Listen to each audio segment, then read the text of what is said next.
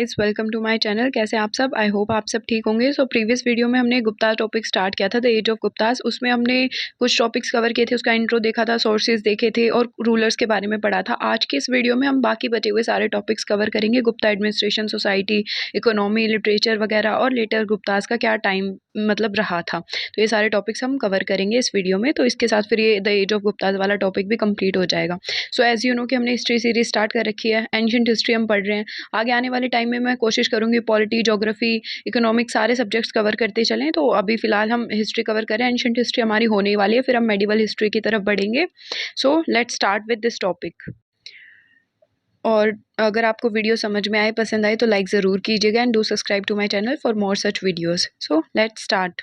The administration. Gupta empire approximately 320 CE से 550 common era तक रहा था। काफ़ी स्ट्रॉन्ग और एफिशिएंट इनका एडमिनिस्ट्रेशन था। Centralised monarchy with hereditary rule. काफ़ी वेल ऑर्गेनाइज्ड एडमिनिस्ट्रेटिव स्ट्रक्चर था। जो गुप्तास के किंग होते थे उनके पास टाइटल होता था महाराजा धीराज का, किंग्स ऑफ किंग कहते हैं। फिर इनके प्रोविंसेस डिवाइड होती थी, जिनको भुक्तीज या फिर जनपदास भी कहा जाता था। फिर वो फर्दर डिवाइड होती थी स्मॉलर यूनिट्स में, जिनको वैश्यास या पतानास भी कहा जाता था, आप जो भी इसको प्रोनाउंस करें। फिर local administration was carried out by official appointed by the central authority. So एक वेल ऑर्गेनाइज्ड और मतलब अच्छा सिस्टम था, जिसमें पावर्स भी डिवाइडेड थी। किंग्स, जिसमें सबसे हेरिडेटरी रूल होता था किंग का।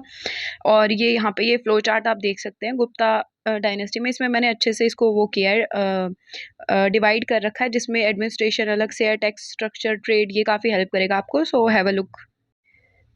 फिर अगर बात करें सोसाइटी, रिलीजन एंड कल्चर की, तो हिंदुइज्म का अगर रोल देखा जाए गुप्ता पीरियड में, तो ये इस पीरियड को रिवाइवल ऑफ हिंदुइज्म माना जाता है। It become the dominant religion of the empire. जैसे कि हमने रूलर्स में बात करा था कि काफ़ी सारे जो मतलब रूलर्स थे, सेक्रीफाइसेस के बाद उन्होंने फिर अश्वमेधा जो मतलब यज्ञ होता था उस टाइप की, वो दोबारा परफॉर्म करना स्टार्ट करा था। तो ये हिंदुइज्म का एक बहुत बड़ा वो माना जाता है yajna, Ashvamedha yajna. The Gupta rulers were patrons of Hinduism and supported the construction of temples. काफ़ी सारे टेम्पल्स भी इन्होंने बनवाए हैं। गुप्ताज रूलर्स ने हिंदुइज्म से रिलेटेड रिलीजियस रिचुअल्स भी परफॉर्म किए।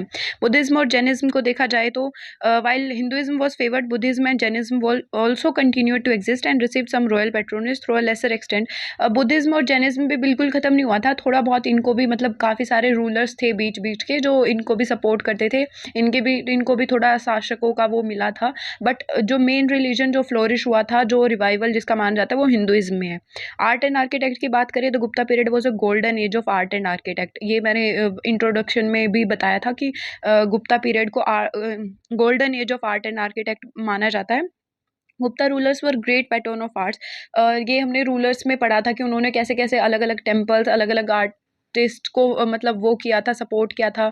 अलग अलग इंस्क्रिप्शन जो देखने को मिलती है, वो एक एग्जाम्पल है इनके आर्क एंड आर्किटेक्ट का। Famous rock cut caves of Ajanta, Ellora इन्हीं के टाइम पे बनाई गई थी, तो वो काफ़ी फेमस है। उनके बारे में आपने सुना भी होगा, अजंता और एलोरा का। फिर लिटरेचर एंड लर्निंग की बात करें तो Sanskrit literature time during the Gupta's era. Scholars like Kalidas, known for his play like Abhijanam Sakuntalanam and Meghdutas and Varahimira, an eminent mathematician and astronomer lived during this period। तो लिटरेचर और learning की बात करें तो जैसे कि इनके पीरियड में काफ़ी सारे वो नवरत्न की बात करी थी जो थे इनके रूलर्स के टाइम पे। तो वो ये दिखाता है कि लिटरेचर और लर्निंग कितना फ्लोरिश्ड था उस टाइम पे। कालिदास जैसे जो स्कॉलर्स थे इनके कोर्ट में, तो वो कितने मतलब लर्निंग और लिटरेचर को ये लोग बढ़ावा देते होंगे। फिर आता है urban centres in Gupta period. During the Gupta era several urban centre emerged and thrived and important hub of trade, administration and cultures like Pataliputra, modern day जो पटना में है, ये कैपिटल थी गुप्ता एम्पायर की। और ये काफ़ी प्रोमिनेंट सिटी है एंशियंट इंडिया में मानी जाती है, क्योंकि काफ़ी सारे राजाओं ने इसको कैपिटल बनाया था। मथुरा इंपॉर्टेंट सेंटर था आर्ट एंड कल्चर के लिए और मेजर ट्रेड सेंटर भी था। उज्जैन एक सिग्निफिकेंट सिटी थी जो ट्रेड और एस्ट्रोनॉमिकल स्टडीज़ के लिए जानी जाती थी। कुशीनगर अ रिनाउंड बुद्धिस्ट पिलग्रिमेज साइट, यहाँ पे एक बुद्धिस्ट पिलग्रिमेज साइट है कुशीनगर भी। फिर आते हैं economy. The Gupta period witnessed a flourishing economy. इनकी इकोनॉमी बहुत अच्छी थी। सम एस्पेक्ट्स लाइक एग्रीकल्चर की बात करें तो agriculture was the backbone of the Gupta economy. Agriculture बहुत ज़्यादा था, फर्टाइल लैंड्स थे जहाँ पे क्रॉप्स उगाई जाती थी, rice, wheat, barley and sugar cane जैसी। ट्रेड ने भी काफ़ी क्रूशल रोल प्ले किया इनकी इकोनॉमी में। इंडिया बहुत इंटरनल एंड एक्सटर्नल ट्रेड की तरफ बढ़ा था। The Gupta empire has lucrative trade routes. With Roman empire and south east Asia. फिर कॉइन एज की बात करें तो Gupta rulers issued gold coins. इनके टाइम पे जैसे कि बताया था कि काफ़ी सबसे ज़्यादा गोल्ड कॉइन इशू करे गए थे, जिनको दिनर्स, और सिल्वर कॉइन्स को रूपकासाज भी बोला जाता था। Help facilitate trade and economy transaction, जिसने काफ़ी हेल्प करी जो इकोनॉमी इनका ट्रांजेक्शन है, जो ट्रेड में लेन देन है, उसमें कॉइनेज सिस्टम ने। फिर उसके बाद आता है साइंस एंड टेक्नोलॉजी की अगर बात करें तो Gupta period was a significant advancement in science and technology. Astronomy जो है वो काफ़ी मतलब बढ़ी थी इनके टाइम पे, क्योंकि आर्यभट्ट, जिनका नाम कौन नहीं जानता, जो आर्यभट्ट सुनते ही ज़ीरो आ जाता है ना माइंड में। तो Aryabhata renowned mathematician and astronomer composed his work Aryabhatiya which covered various aspects of mathematician and astronomy. Not only सिर्फ मैथमेटिशियन के लिए जाने जाते थे, मैथमेटिक्स के लिए आर्यभट्ट, इवन एस्ट्रोनॉमी के लिए भी जाने जाते थे, वो गुप्ता टाइम पीरियड में ही थे। और मैथमेटिक्स की बात करें तो maths contribution in field of math Gupta period. जब आर्यभट्ट हैं तो obviously Gupta empire, Gupta period ने काफ़ी मैथमेटिक्स को मतलब वो किया है, काफ़ी कुछ दिया है हमें। Aryabhata work also developed in algebra and trigonometry. फिर मेडिसिन्स की बात करें तो the physician chakra compiled the famous medical treaties चक्र संहिता which had a profound influence on ancient Indian medicine. तो मेडिसिन के फील्ड में भी काफ़ी कुछ इनके एडवांसमेंट देखने को मिली थी।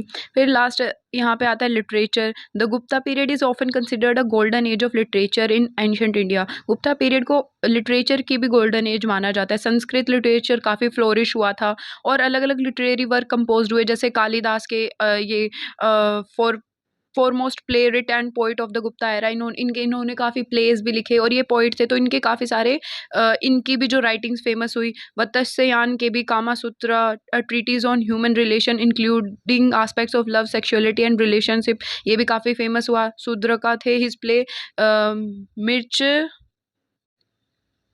मृच्छकटिका, या इसको जो भी प्रोनाउंस करते हैं, ये एक अर्लीस्ट नॉन संस्कृत ड्रामा उस टाइम का काफ़ी फेमस हुआ। तो देख रहे हो लिटरेचर में भी काफ़ी कुछ एडवांसमेंट देखने को मिली, साइंस टेक्नोलॉजी, मतलब काफ़ी, ये इसीलिए इसको गोल्डन एज माना जाता था गुप्ता पीरियड को।